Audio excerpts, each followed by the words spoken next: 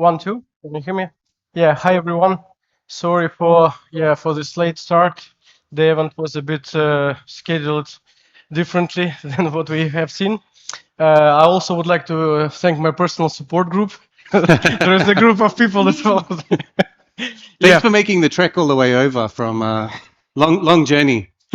So my name is Roman. I work as a PlayBD partnership in the PlayBD partnership. Here with me, Robbie. Hi, yeah, Robbie from the Play Partnerships team as well. I'm based in London and Romain is in Dubai. So we are working with Play partners. We basically try to help you guys to grow globally. And this is the main goal of the today's session. We will share some insights and data points. They might be useful to you. We also know that it's pretty hard to create content that is relevant to all type of your businesses. So we'll try to be broad.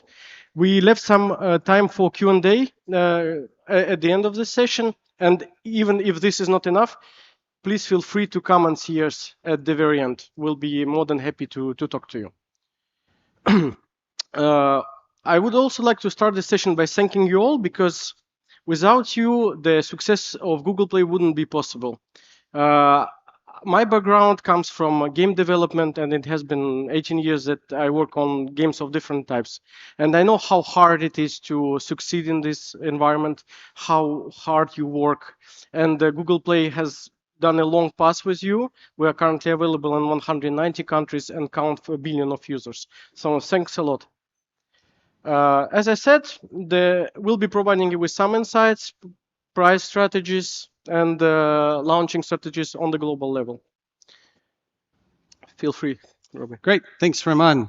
So yeah, again, Robbie, nice to meet you. I'm originally from Australia, but I've spent a lot of time in China, Spain. So actually international expansion and helping businesses, developers like you to expand to new markets and capture new audiences is something that's really been a kind of cornerstone of my career. So it's great to be in Turkey for the first time, in Istanbul, meeting some of the amazing developers in this ecosystem, and hopefully to learn more about Turkish gamers as well. So as Romain said, we recognize that growing internationally is increasingly important for developers. So a lot of the developers that Romain and I work with are almost hyper-focused on, or have been previously, almost hyper-focused on US gamers and US users as a market. But as I'm sure all of you in the room already know, as competition increases, as costs around UA start to become more competitive, and as regulation starts to come, we know that expanding internationally is more important than ever. So today we wanted to give you a few tools that can help with that. And we'll start from launch and go all the way through to monetization. So these tools might be familiar to you, but I think they're really important tools in the kind of Google Play toolbox, which is our pre-launch tools. So our engineers and product teams have spent a long time trying to fine-tune the way that we can help you support any launches that you're having of a new game. And I think we've got a really great product here. So we allow internal testing, starting from just testing with your kind of friends and family and colleagues, all the way up to open testing, where you can actually test across markets and test kind of real life metrics in that pre-launch period. But I think a cornerstone of what we've done is to provide the developer, to provide you with a lot of control of how you're testing these things, because we know that every market is different. If you're launching a game in Turkey, your metrics around monetization, around engagement, are going to be very different to your metrics in the US or in Australia, but you want to get confidence before you actually launch that those metrics are accurate. So what we do is you can access open testing, closed testing, pre-registration. You can even be fully published in a market, but in another market, you can be in a very different state. So concurrently, you can test a couple of different hypotheses and really build up confidence internally before you launch your game and make that big upfront investment to try to get players in on day one. But then the question becomes, once you've got a game in the market, how do you gain the business intelligence and the data that you need to keep making, good decisions, data and evidence-based decisions on the fly. So obviously there's a bunch of different tools and ways that you can accumulate this data, a lot of third-party platforms as well. But I did just want to highlight one tool that I think is quite underutilized in the Google Play console that's available to all of you in the room today, which is strategic guidance. So this is kind of hidden away in, in the Play console right down the bottom under financial reports. But the strategic guidance module is actually the revenue tree. So you can see here average revenue per monthly active user, the monthly buyer ratio, the average revenue per monthly user. And all of this can actually be benchmarked, not only for your games and in your titles, but against peer sets as well. So you can see peer conversion rates by a category. We don't actually allow you to curate the peer set, but you can actually see a category, so a genre of insights. And then you can click down into one of those metrics to actually see deeper data on what your competitors are seeing compared to what you're seeing. So I think this is a good kind of daily, weekly, if not monthly destination for your kind of strategic teams to go in and just get a bit of a pulse on what some competitors are doing in the same space. And we're also, at the moment, this is still in beta, but we're also trying to use the intelligence that we've built around Gemini and AI to actually provide recommendations to you based on that data. So if we see that your competitors are performing or outperforming you in a certain metric, our hope is that we can then proactively make recommendations to you as a developer to help you address some of those gaps or opportunities. So the second topic that we want to talk about is reach. So once you've launched and once you've got all the insights to actually grow and launch your game, how do you increase your reach? And how do you increase your reach in a way that is also delighting and exciting the players that you've already got, and hopefully bringing new players in with that excitement as well? So this is a tool that many of you, I hope, would be familiar with, which is store listing experiments. Again, this is available to every developer on the Google Play console. And it's really just an A/B testing tool that allows you to test elements of your store listing on the fly. So you can run these tests against certain elements of your store, maybe the tagline, maybe the app icon, and create control groups. Put the test live into a market, so you're actually testing with live data and live players, and be able to very quickly and very consistently make small tweaks to your store listing that hopefully attracts and delights new players when they do actually land on your store. So you've done all the hard work getting them there with your brand marketing or your performance marketing. The store listing is all about trying to make that conversion and get them to install the game for the first time, or maybe reinstall it. So we think that making those small adjustments is really a good strategic way that you can help grow your presence and delight those players. But then we've gone one step further. So you can test all the store elements, but now we're actually providing developers with more freedom than ever to actually customize elements of the store listing. So we'll start from the kind of basic example that's been around for a couple of years, which is custom store listings. This is an app example that we've got on the screen, not a game, but I think it really kind of illustrates the point very well, which is this is the same app, recipe finder that we've made up at the same time, so around October the 31st. But the left one you can see is a user that's actually accessing that store listing from the US, or maybe a market that has Halloween. On the right is a user that's accessing it from India, where I think at the time that we made this, Diwali was on as well. So the same store listing, the same kind of, the same app, but a very different store listing to kind of target and customize what your user's seeing, and hopefully incentivizing them and encouraging them to install your app to find out more. And we've seen that developers using these custom store listings are seeing on average I would say at the very low average, I've seen some numbers much, much higher than this, but on average, we're seeing over 3.5% increase in MAU for developers who are using custom store listing compared to those who don't. And out of the box, every developer in this room, you have 50 custom store listings on each app that you can make. And then you have language, I think it's up to 10 languages per custom store listing as well. So up to 500 different variations of your custom store listing to attract, delight, and retain those players.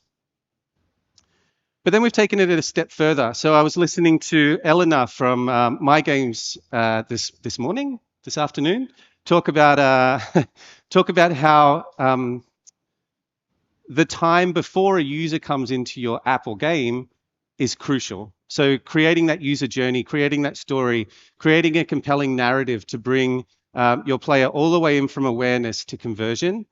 And that's why last year we actually announced, and this year we're going to make even more announcements on it, custom store listings linked from Google Ads campaigns. So in the example here, I've got ducks, but let's make this a little bit more relevant. Tomorrow is International Women's Day. And thank you for all the developers in this room as well. I think there's more and more, and it's great to see more at this event as well. But I'll use an example from International Women's Day instead. Imagine you've got a campaign targeted at women for International Women's Day, and you've got a really great event or a really good feature in your game that you're trying to show off. And you've got your UA campaign running Google Ads with a message about International Women's Day or women's empowerment or something like this.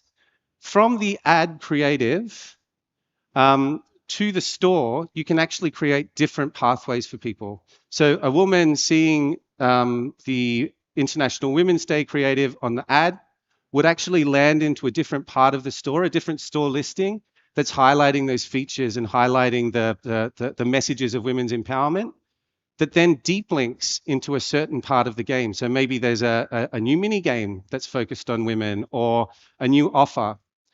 But I think the message here is that with events like International Women's Day, and with all of the different seasonal events and campaigns and live ops that you run, you can actually now create a seamless narrative all the way from ads through to someone actually converting into your game through custom store listings. At the moment, it's only available for Google Ads, but we are looking to expand this year. I think there's going to be some announcements that come on YouTube, other Google platforms, and hopefully more third-party tools beyond that. And then the last part from me, and then I'll hand over to Romain, is about reaching buyers. So you've done all of the work to bring players, to build a game, to launch it successfully, to gain insights on the players that have installed it, and to get players into your game and excited in your game. But then comes the crucial point of conversion. How are we speaking to these players in their own language, whether that be a verbal language or a monetary language, to make sure that they're able to convert and that the conversions that they have are valuable and useful for them. And so we've actually put a lot of investment into expanding our forms of payment. This is the first important point. Obviously, in places like Turkey, I'm sure that there's lots of local forms of payment that people use that might not be Visa or MasterCard. And this is the same all around the world. So we've actually integrated 300 or over 300, I think it's about 320 at the moment, local forms of payment into Google Play Billing so that players, no matter where they are, can make those transactions in the form that speaks to them. And it's the same with things like direct carrier billing, so billing through the phone retailer. 165 direct carrier billing retailers globally, and we're looking to expand on that even more. And we found, before I hand over to Romain to talk about localized pricing, which is a really interesting topic, we have found that developers on average are seeing 3 times faster consumer spend outside of their home markets than in their home market. So the time is now, the time is more important than ever to think about expanding out from maybe the smaller markets or the core market that you're in and looking for other opportunities. But I'll hand to Romain to talk a little bit more about localized pricing. Thanks, Robbie. Support group, please. Thank you. I, Your your fan club. I can Thank count you. on them. You see, I'm also checking if they're not sleeping. So yeah, as I mentioned it during the first part, some insights just to help you. Actually, I was surprised that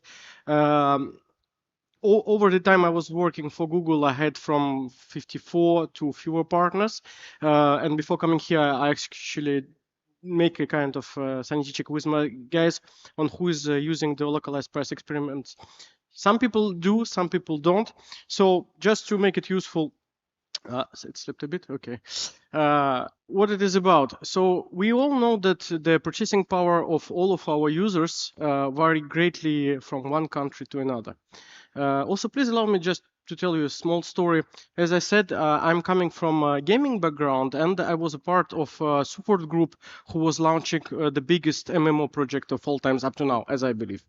And we were designing FAQ for a subscription-based game. And there was a question that was always coming from the players is like, why do I have to pay a subscription whereas I already pay for a premium box? And the best explanation we found back in time was that, listen, you pay a price of 2 coffees for 1 full month of entertainment. Why not? You already played your full 3 months, now you just need to pay. And the most important point here, as I mentioned at the very beginning, we all do hard work and spend our time and energy to create products that have significance in users or players' eyes, right? Whether you are an app developer or a game developer. Now, tailoring your prices to market needs is important because this is one of the best ways to meet your players. You make your prices accessible. Users can test your product in the best way and get more engaged to it.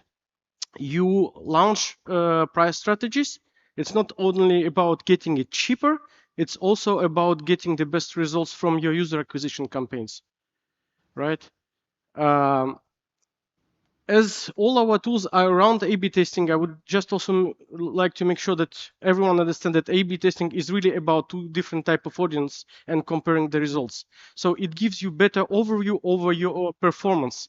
Then you can compare different primary and secondary monetization metrics one with another, which allows you to take better business decisions. And also it helps you to better see how the user behaves. Why? Well, you probably know that this index is pretty famous, the Big Mac index or the Spotify index. Here again, it just stresses what I'm saying is that depending on the country you come from, you have different purchasing power. And this entertainment that you get in exchange is not available at the same price for everyone. So you could tell me why you are showing us one product point whereas we have a lot of SKUs different in apps. Well, because at Google we compared the average spend that the user makes inside a game or an app, and basically it applies to the same trend. You have some countries that move down the line, like Turkey, with currently what happens to lira in the exchange rates, all the way up to South Korea, where people are capable of spending much more money when they purchase something. You just need to make sure that you align the value of what you sell to what are players or users paying you in exchange. Also, to help you out, we grouped some countries by clusters, where here again you can just follow the trend line and experiment with different prices depending of which of 5 categories your users are located in. If I may just add one point Yes. here, Roman.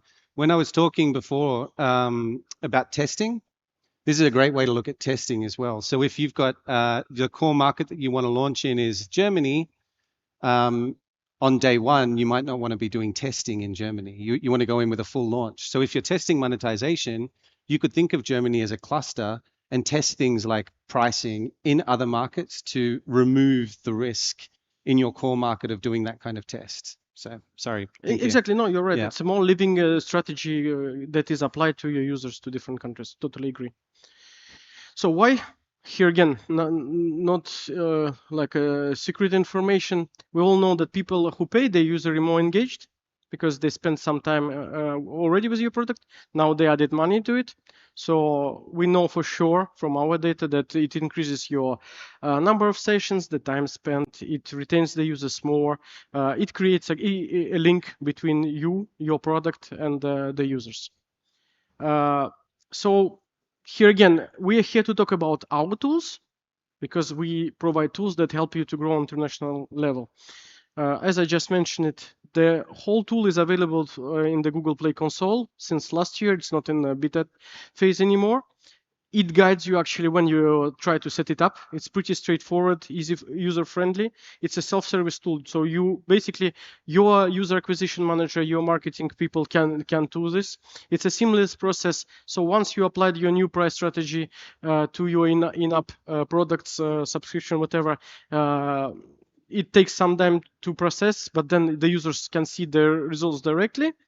It has actually a really cool reporting section where you can see the comparison of cohorts compared by people who converted into paying users and the ARP PPU that they have generated.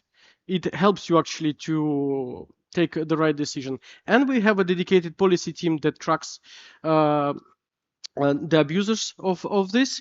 Maybe not always perfect, but with the number of users and the attempts, we are trying to do, we do our best. Yeah. So this is actually the tool in question. You can find it under the price experiments. We know for sure from internal data again that it uplifts your revenue. Just give it some time. Try to be really close to your markets, to your customers when you set it up. It shouldn't be just something that is not taken on some research that you are making. There are a lot of tools that are available on the internet. And then if you're not happy with results, you can stop it at any time.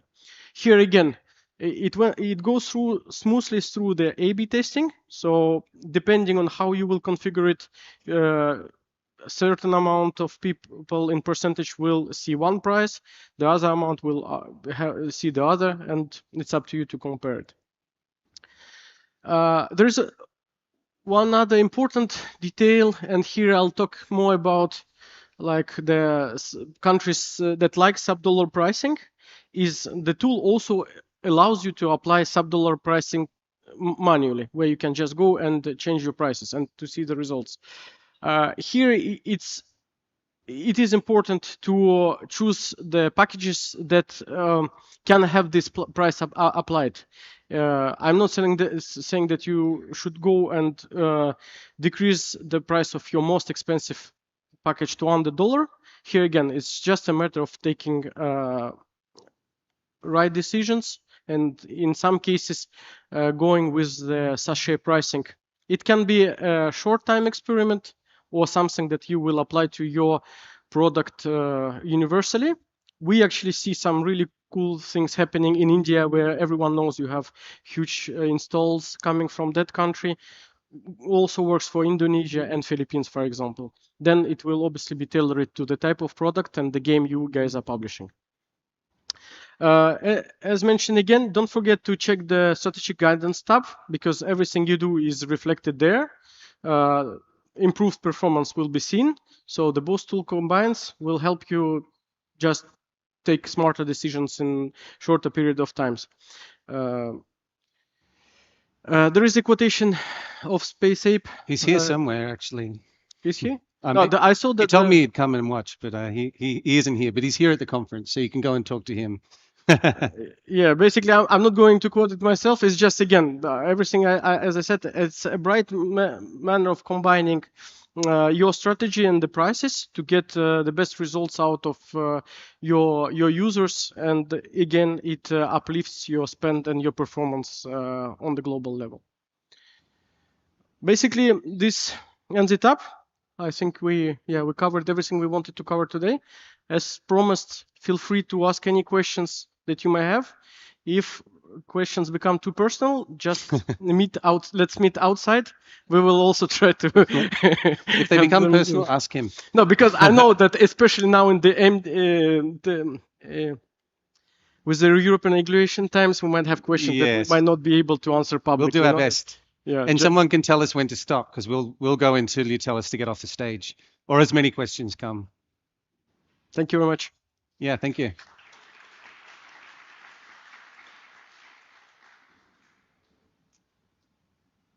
They might let us off easy, Roman. Hey, there we go. Great.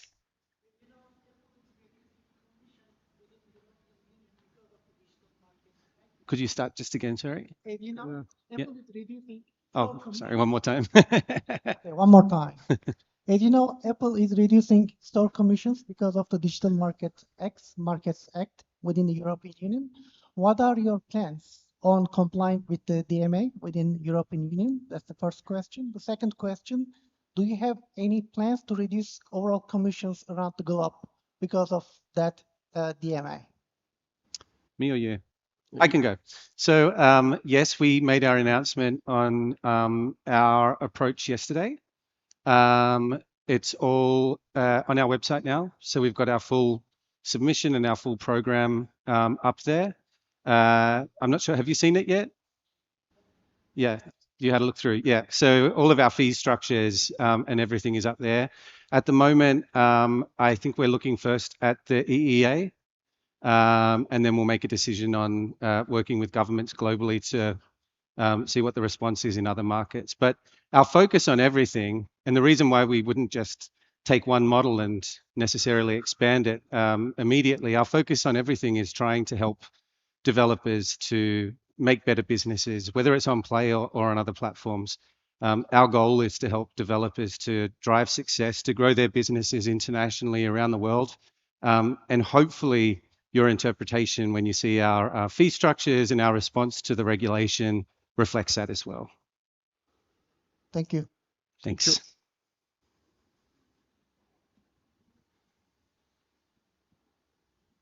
Hello. Hi. Thank you for the presentation. One question from me about the localized prices based on the markets. If we're talking about the more competitive game with a 4x strategy, for example, where players would benefit a lot from a purchase they make, if we change these prices per market and players simply use VPN so that they get a discounted price and they get very many benefits in the game. Like, how does this affect the analysis afterwards? First of all, when you're running the experiment, it's pretty actually hard to catch, for instance, the decreased price range. So like within the experiment, it's pretty hard to abuse the system. Now, if you apply the price range only to one country, then yeah, people might be abusing your game economy with changing the regions. But we have a lot of abuse and fraud protections that are in place in our backend as well. So from a policy perspective, we make it not friction, but we do add friction to the process to change your Play Store country. So I know you talked about VPNs, but if we get a user without a VPN, it's not like they can just change country and currency whenever they want. They have to have a local form of payment enabled in the country that they're moving to, so a local credit card or another kind of card, and they can only make the change once every 12 months. So we actually see instances of fraud without VPNs and without kind of the overlay technology. It's a lot lower than I think developers that I've talked to at least suspect. And the second thing is that with our fraud protection and automatic integrity protection, there are tools and APIs that we have to detect fraudulent activity. I think it includes things like use of VPN, but one of the more common use cases that you see when people are fraudulent is that they'll make a purchase in another currency and then sell it on a secondary market. And our fraud prevention tools are actually pretty good at detecting those and stopping them. So if you have an integrated automatic integrity protection, that's a really good place to start as well.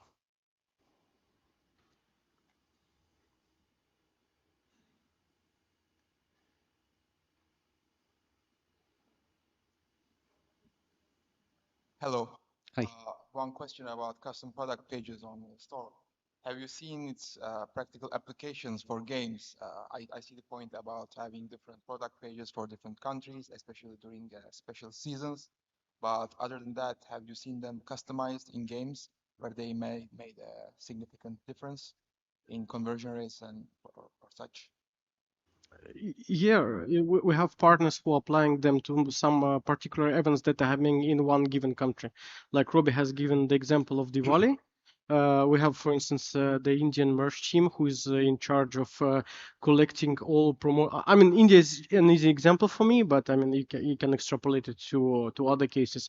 We have a dedicated team who makes a list of events and partners who are involved in celebrating Diwali with events that they create for players from India with price reductions or in-game items being given.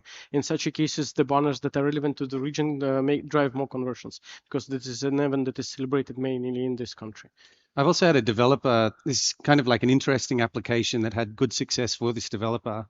But like behaviorally, colors mean different things in different cultures. So red might be angry in Australia, but it's luck in China, right? So just with that simple experimentation of some of the overlays that were being used on the screenshots, some of the characters that they chose to put on the screenshots, even with those tweaking and saying like, okay, in Hong Kong, we're going to put that in red, and in the US, it's going to be blue. Even those things are leading to incremental increases in conversions as well. So I think the message there is use your custom store listings, but do it in a way, if you can, with store listing experiments so that you're testing and understanding the market at the same time. It's going to be different for every game and every different category, but I'm sure that there's a way that'll make sense for you. So the most common application in your experience was customizing per country, right? Per country is the most common, but again, we think that's just the very ground level. Like that's the most basic thing. The most basic thing we see is an English store listing that's different in Australia with Australian English compared to US English, but that's just a localization. You can do so much more with it. Okay, thank you. Yeah. We had a nice case actually with banners that were applied to Nordic countries where you know that the winter is long, and they were getting incredible conversions with pictures with sun. Because it was increasing the mood of players. They were more likely to click on banners where you see some sun, sand, and beach pictures. You know what we hate in Australia is when we get snow themed Christmases, when a developer's just like got a image of the sun with Santa Claus in like a Speedo or something. That's a really good example as well with north and southern hemisphere. So there's lots of things you can do with it. Okay, thank you. Oh, thanks.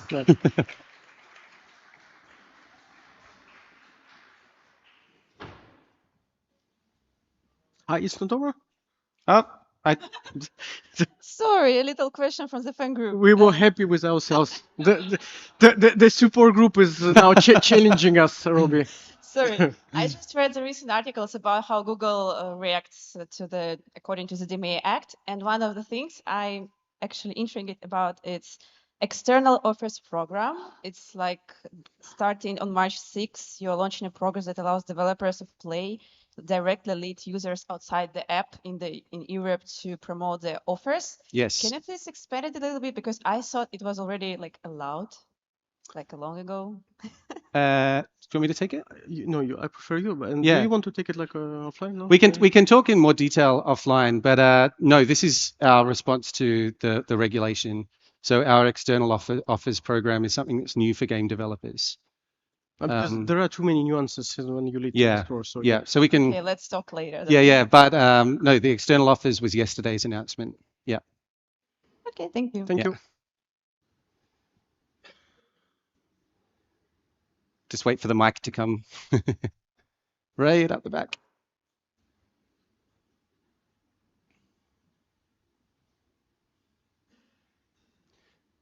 We are currently destroying CSL campaigns. I think most of the companies that's already doing it. But I do really wonder about your experiences or any feedbacks that you are coming from any other companies. What are they feeling about the CSL campaigns? Because the only way that we check in the Google Ads site, and it's kind of manual checking, not the Google Play console. So what's the experience or any other feedback that you heard from other companies as well? Yeah, the main feedback we're getting is we want more campaigns that can lead into it.